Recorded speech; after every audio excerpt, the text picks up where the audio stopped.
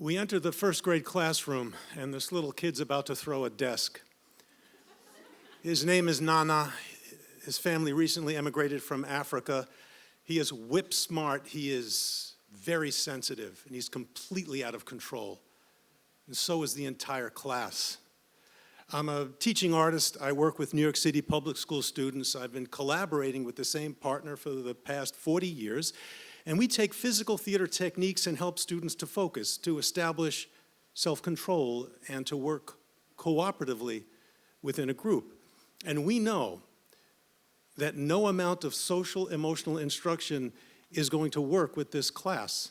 It's like we've entered real Lord of the Flies territory.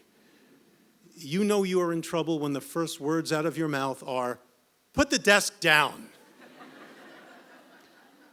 Nana throws the desk. It incites a riot. Kids are punching each other. They're screaming. They're running around the classroom. And the teacher, she is trying her best. She is threatening to take away points. She is threatening to call parents. Paul and I look at each other, and we do a few team-building exercises, and we leave.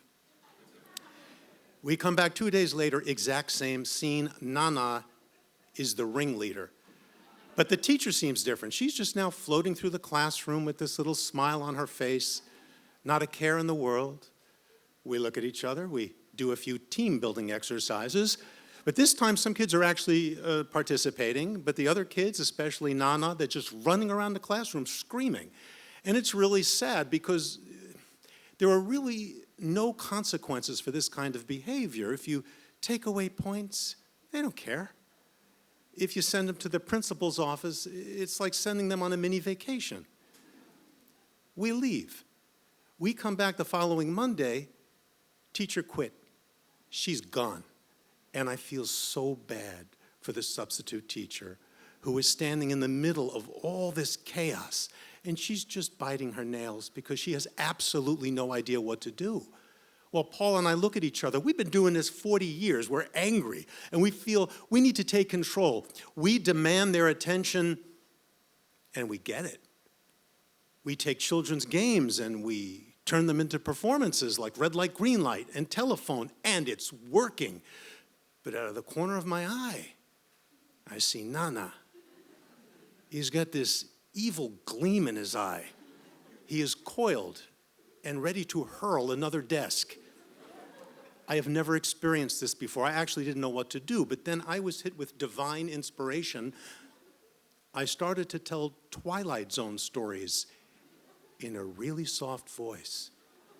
This eerie silence descends upon the classroom. Kids start to gather around. Even Nana puts the desk down. He sits right in front of me on the floor.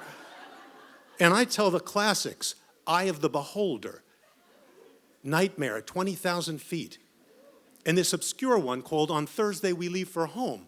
It's the great character actor James Whitmore. He's like the leader of this crew that crash lands on this planet 30 years before. He's the only one that still has memories of Earth because everyone else his age died, and the rest of the people were born on the planet, and he is a born leader. It's a harsh planet with sandstorms and windstorms, and what he does is he's a storyteller. When it gets harsh, he takes his people into a cave and he regales them with stories of Earth's wonders. Simple things like a night sky or a summer breeze. And they are enthralled by this because it gives them hope. Well, eventually a rescue ship lands and they have like 2 days to get things together to get ready to leave. But the leader feels threatened. That back on Earth, he'll just be an obsolete old man, and he becomes petulant and decides he's going to stay on the planet by himself. They plead with him, but no, he doesn't listen. And as the ship is taking off, he's hiding in this cave, and he, once again, in his imagination, he's talking to his people, and he's telling them more stories about Earth. But this time, he really remembers. And this wave of nostalgia courses through him, and he recognizes what it is he's done. Well, the ship takes off, he runs out of the cave, he looks up, he screams, "No, don't leave me here. I want to go home." Well, I look at the class, and they're slack-jawed. And I'm thinking, oh my God, they're only first graders. Like, what have I done? Nana is really disturbed by this story. He leans forward. He goes, yeah, but they're going to come back for him, right? And I think about all the desks he's thrown